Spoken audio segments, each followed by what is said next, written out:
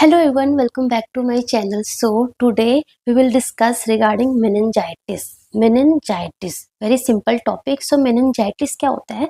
As you can see in this picture कि हमारा meninges क्या है? Meninges is the covering of our brain and the spinal cord. जो brain है और spinal cord है उसकी covering को क्या बोलते हैं? meninges होते हैं, जो कि 3 लेयर होते हैं जिसको आप बहुत अच्छी निमोनिक से याद करते हो. that is DAP, dura mater, arachnoid and the pia mater. ठीक है ना. सो ये हमारे मेनिंजेस लेयर है. तो मेनिंजाइटिस क्या होगा? It is the inflammation of this layer. ये लेयर में क्या हो जाएगा? इन्फ्लेमेशन हो जाएगा. ठीक है ना. So meningitis is the inflammation of the meninges. Meninges क्या है बताया मैंने आपको? Protective layer of that cover the brain and the spinal cord. ठीक है ना. सो मेनिंजाइटिस जो है हमने पढ़ लिया, it is the inflammation of the meninges. So ये क्यों होता है? The causes behind this is like many causes हो सकता है. या तो बैक्टीरियल कॉजेज हो सकता है, जो इन्फ्लेमेशन हो रहा है उसका लाइक बैक्टीरियल कॉजेज हो सकता है, या फिर वायरल हो सकता है, या फिर फंगल हो सकता है, या फिर लाइक अदर्स लाइक टीवीएम हो गया, कोई कैंसर हो गया है ना, या कोई भी अदर्स चीज़ हो गई उसकी वजह से भी हो सकता है. ठीक है ना. सो अगर हम ये this is very very important. यहाँ से हमसे क्यों पूछते हैं, क्या पूछते हैं कि most common cause of bacterial in the neonate में most common bacterial cause for meningitis क्या है? That is the Klebsiella and then Acinetobacter is the most common cause of meningitis in neonates. Right. Same like that same in child the most common cause for meningitis is pneumococcus then hemophilus influenza. ठीक है ना. अगर आपको pneumococcus and hemophilus influenza दोनों दे रखा हो तो pneumococcus is the most common cause. ठीक है ना. एंड अगर हम एडल्ट की बात करें सो एडल्ट में again pneumococcus is the most common cause जो कि स्पोरेडिक meningitis करता है, मतलब कि सडन केसेस होगा, सडन कहीं पे भी किसी को भी हो जाएगा, दैट इज द स्पोरेडिक. है ना. And second one is the Neisseria meningitis. Neisseria meningitis क्या है? नाइसेरिया मेनिंजाइटिस ना एपिडेमिक कॉज करता है, मतलब कि सडनली बहुत सारे केसेस अराइज होगा बेसिकली कुछ एक सीजन में. जैसे कि जो नाइसेरिया मेनिंजाइटिस है ना वो एपिडेमिक करता है and it is like in winter season में बेसिकली विंटर मंथ में नाइसेरिया मेनिंजाइटिस बेसिकली होता है. ठीक है ना. Like because of droplet spread हो गया, या फिर ओवर क्राउडिंग हो गया, जैसे कि जो मिलिट्री का जो जगह होता है वहाँ हो गया जहाँ पे बहुत ज़्यादा ओवर क्राउडिंग प्लेस है. सो वहाँ पे ये ज़्यादा देखने को मिलता है. ठीक है ना. सो ये आपको बहुत इंपॉर्टेंट है. बैक्टीरियल न्यूनेट अगर पूछे तो क्लैब्सिएला हो गया, चाइल्ड में न्यूमोकोकस, एडल्ट में न्यूमोकोकस जो है वो स्पोरेडिक करता है, नेसेरिया मेनिंजाइटिस जो है वो एपिडेमिक करता है. लाइक इन विंटर एरिया में विंटर सीजन में बेसिकली इसका आउटब्रेक आता है. ठीक है ना. Like because of droplet spread and over crowding. ठीक है ना. एंड जो हमारे बैक्टीरियल मेनिंजाइटिस है ना it will lead to septic meningitis और सेप्टिक शॉक भी कर सकते हैं ये. ठीक है ना. उसके अलावा अगर हम वायरल की बात करें सो वायरल मेनिंजाइटिस का जो मोस्ट कॉमन कॉज है that is the enterovirus is the most common cause for viral meningitis. ठीक है ना. सो ये तो हमने कॉज की बात कर ली कि meningitis is the inflammation of the meninges and उसका कॉज में bacterial, viral, fungal and like others भी होते हैं. सो बैक्टीरियल में क्या क्या हो सकते हैं एंड वायरल में क्या क्या हो सकते हैं. ठीक है. उसके अलावा अगर हम पैथोफिजियोलॉजी की बात करें कि ये जो बैक्टीरिया है, ये जो वायरस है, जब हमारे ब्रेन के अंदर जाते हैं तो ये क्या करते हैं, कैसे स्वेलिंग करते हैं एंड उस स्वेलिंग की वजह से क्या क्या प्रॉब्लम हो सकती है. ठीक है. सो देखो, लेट सपोज कोई भी बैक्टीरियल है या फिर वायरल है, वो इन्फेक्शियस एजेंट हमारे अंदर एंटर हुआ. कैसे एंटर होगा? Of course like respiratory tract के थ्रू. जैसे कि हमारा नाइसेरिया मेनिंजाइटिस हो गया वो हमारा किसके थ्रू हुआ? रेस्पिरेटरी ट्रैक के थ्रू हो गया, या फिर ब्लड स्ट्रीम के थ्रू हो, या फिर ईयर में कोई इन्फेक्शन है वहाँ से हो गया. है ना. या फिर आप बोल सकते हो साइनस इन्फेक्शन हो रखा है, या फिर स्कल फ्रैक्चर हुआ है. तो ये सारा सोर्स ऑफ एंट्री है. यहाँ से ये इन्फेक्शियस एजेंट हमारे ब्रेन के अंदर आया.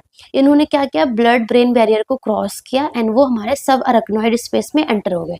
अब ये सब अरेक्नॉइड स्पेस में एंटर हो गए, वहाँ पे CSF है.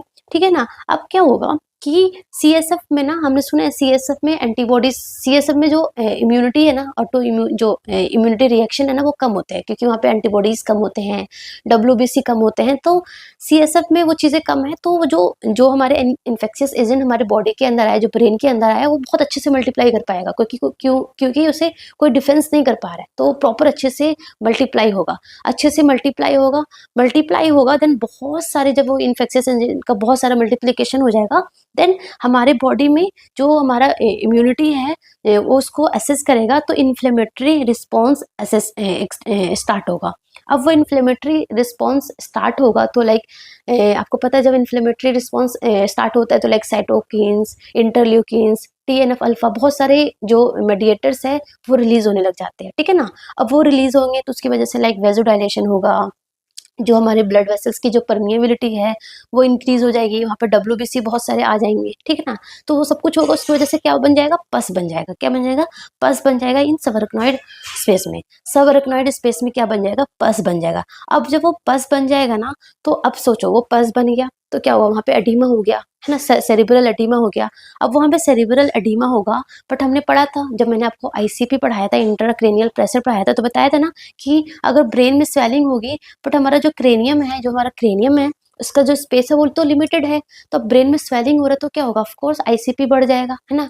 इंट्राक्रैनियल प्रेशर क्या है, वो बढ़ जाएगा। अब इंट्राक्रैनियल प्रेशर बढ़ जाएगा, उसकी वजह से आपको हेडेक हो गया, वॉमिटिंग हो गया, फोटोफोबिया हो गया, है ना। ये सारे सिम्टम्स, अल्टर्ड इन GCS मतलब कि जो कॉन्शियसनेस है उसमें चेंजेस देखने को मिलेगा, तो ये सारे प्रॉब्लम देखने को मिलेगा। उसके अलावा और क्या हो रहा है कि ICP बढ़ रहा है तो ऑफकोर्स वहाँ पे जो ब्लड फ्लो है, प्रॉपर ब्लड फ्लो नहीं हो रहा है, तो सेल इस्कीमिया हो रहा है, सेल डेथ हो रहा है, तो न्यूरोनल डैमेज भी होने लगा। अब न्यूरोनल डैमेज होगा तो उसकी वजह से लाइक सीजर हो गया, शॉक हो गया एंड डेथ भी देखने को मिल सकता है, ठीक है ना। तो ये सारे हमारे फीचर्स हो गए, ये सारे हमारा पैथोफिजियोलॉजी हो गया ऑफ मेनिंजाइटिस, अंडरस्टूड। उसके अलावा और अगर हम बात करें कि क्या क्या क्लिनिकल फीचर्स देखने को मिलता है, सो अगर हम क्लिनिकल फीचर्स की बात करें तो जैसे कि हमने पढ़ा कि ICP इंक्रीज होता है एंड हमारा न्यूरोनल डैमेज हो रहा है, तो सीजर्स वगैरह आ रहे हैं, है ना। प्लस मेनिंजियल में स्वेलिंग हो रही है, सबअरेक्नॉइड वगैरह स्पेस में स्वेलिंग हो रही है, तो मेनिंजियल इरिटेशन वाला साइन देखने को मिलेगा। तो फर्स्ट हमारा ICP इंक्रीज हो रहा है, उसकी वजह से सिम्टम्स देखने को मिलेगा, प्लस न्यूरोनल डैमेज हो रहा है तो सीजर वगैरह देखने को मिलेगा।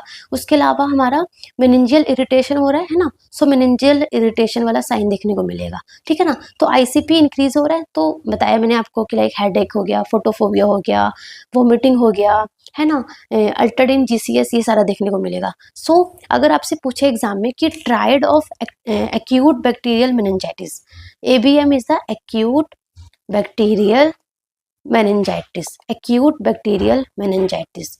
सो एक्यूट बैक्टीरियल मेनिंजाइटिस का जो ट्रायड है that is the fever, headache and the नकल रिजिडिटी। फीवर, हेडेक एंड नकल rigidity, this is the triad of ABM, ठीक है ना। Triad of acute bacterial meningitis. नकल रिजिडिटी क्या होता है, नकल रिजिडिटी इज द कि जब आप पेशेंट को बोलोगे कि नेक को फ्लेक्स करो तो देयर इज पेनफुल, जो नेक है वो स्टिफ हो जाएगा एंड पेनफुल फ्लेक्शन होगा, बहुत पेन होगा because of the spasm of the neck muscle वगैरह, है ना। So stiff and painful neck flexion होगा, सो दैट इज अ नकल रिजिडिटी, मतलब नक जो हमारा जो नेक है वो रिजिड हो जाएगा, फ्लेक्स करने में बहुत पेन होगा, ठीक है ना। सो फीवर हो गया, हेडेक हो गया, नकल रिजिडिटी हो गया। फीवर तो होगा ही क्योंकि इन्फेक्शन हो रहा है ना, स्वेलिंग हो रही है, ठीक है ना, क्योंकि इन्फ्लेमेटरी रिस्पॉन्सेज बॉडी का आ रहा है तो फीवर भी होगा ही होगा। उसके अलावा प्रोजेक्टाइल वोमिटिंग होगा क्योंकि ICP इंक्रीज हो रहा है। प्यूपिल जो है वो डायलेटेड होगा या फिर पुअर रिएक्टिव टू लाइट होगा, ठीक है ना। RL is the reactive to light, poor reactive to light होगा, या फिर क्या होगा, प्यूपिल जो है वो डायलेटेड होगी। उसके अलावा लाइक स्टूपर हो जाएगा, फोटोफोबिया होगा, अगेन ICP इंक्रीज है ना। एंड उसके अलावा मेनिंजियल इरिटेशन साइन देखने को मिलेगा।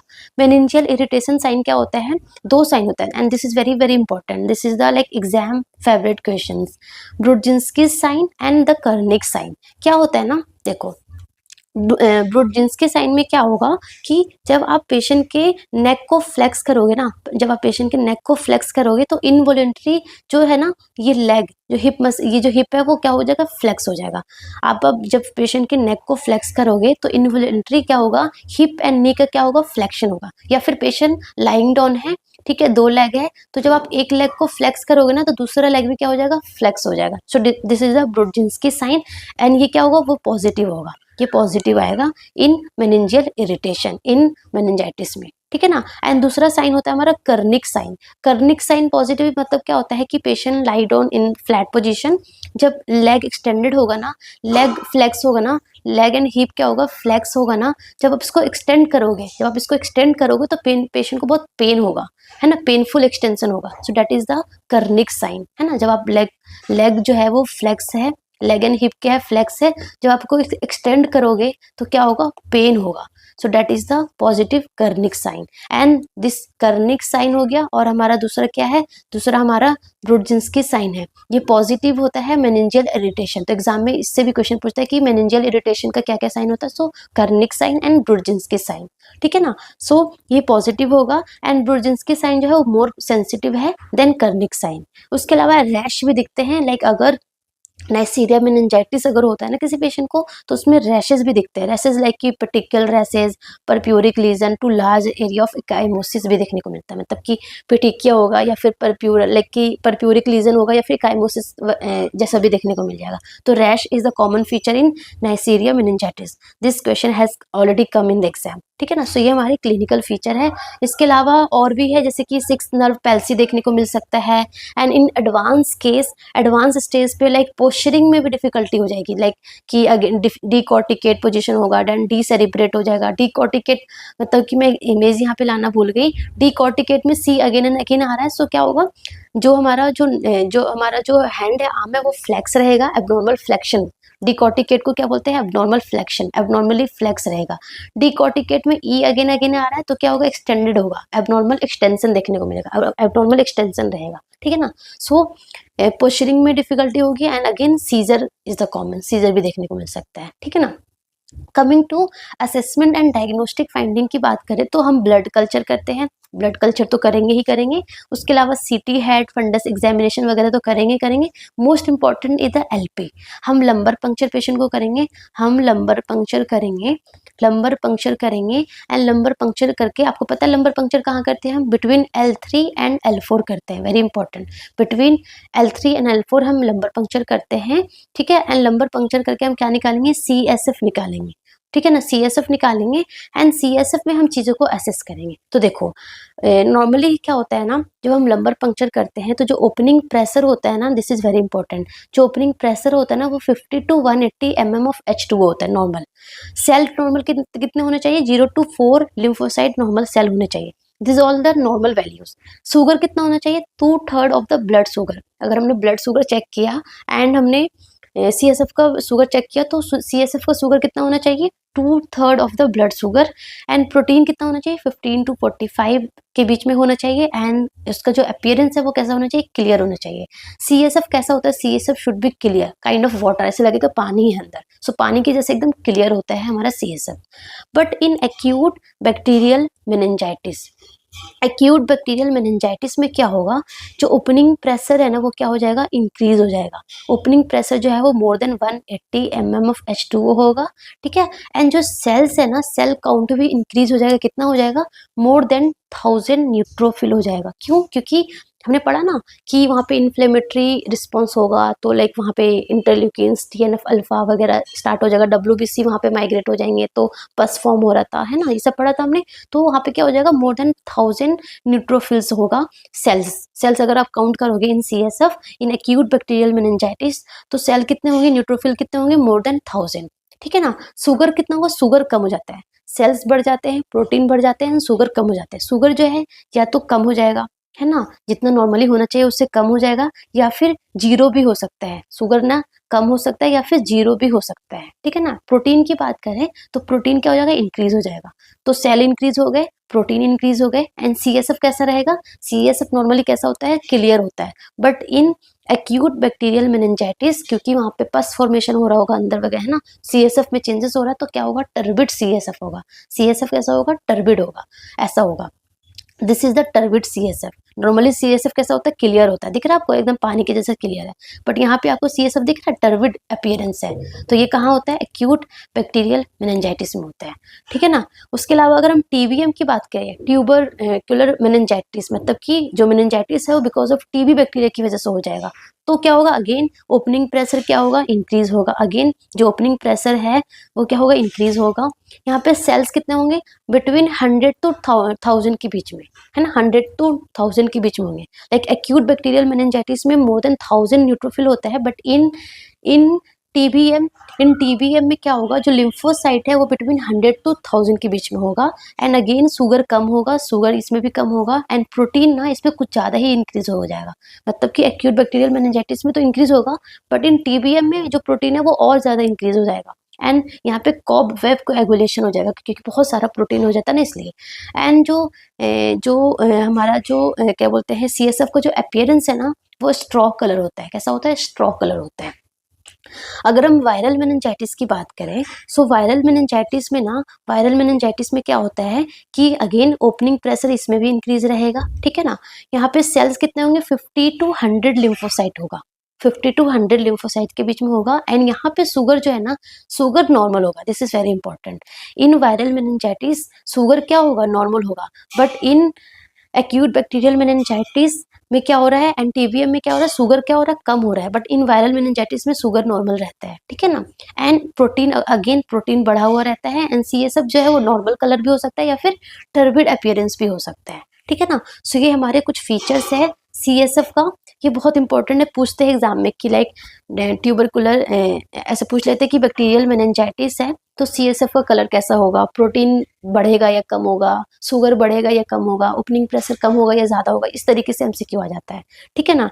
उसके अलावा अगर हम ट्रीटमेंट की बात करें, सो ट्रीटमेंट की बात करें तो हमें ना एकदम फटाफट ट्रीटमेंट स्टार्ट करना होता है, सिर्फ डिले नहीं करना होता, क्योंकि पेशेंट जो है ना सेप्टिक शॉक में भी जा सकता है, सीजर आ सकता है, पोजीशन लाइक डिकॉर्टिकेट, डिसेरिब्रेट हो सकता है, परमानेंट डैमेज हो सकता है ब्रेन को, और डेथ भी हो सकती है। सो हमें empirical antibiotic less than 60 minutes of admission हमें स्टार्ट करना होता है। जैसे ही पेशेंट को आपने एडमिट किया, आपने देखा कि पॉजिटिव ब्रुडेंस की साइन है, कर्टिक साइन है, तो आपको फटाफट विद इन 60 मिनट में, लेस देन 60 मिनट में आपको एडमिशन करते ही आपको एंटीबायोटिक स्टार्ट करना है। एंटीबायोटिक में लाइक कि एम्पिसिलिन हो गया, एम्पिसिलिन हो गया, लाइक अलग अलग एज के लिए अलग अलग एंटीबायोटिक होती है। सो लाइक एम्पिसिलिन हो गया, है ना, एम्पिसिलिन हो गया, सेफ्ट्रिएक्सोन देते हैं, है ना, एम्पिसिलिन प्लस सेफ्ट्रिएक्सोन साथ में देते हैं। अगर लाइक 3 मंथ टू 55 ईयर्स के बीच के लोग होते हैं ना, उसको एम्पिसिलिन, सेफ्ट्रिएक्सोन प्लस सिफिक्सिम वगैरह देते हैं ना। सो ये सारे एंटीबायोटिक देते हैं।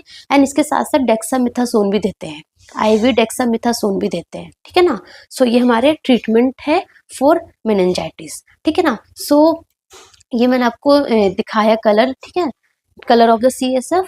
एंड आई थिंक आपको ये जो टॉपिक है ये क्लियर हो गया होगा। इसमें ये जो 2 साइन है ना, this sign is very very important. ये CSF का ये वाला बहुत इंपॉर्टेंट है, ठीक है ना। सो आप अपने हाथों से नोट्स बनाना।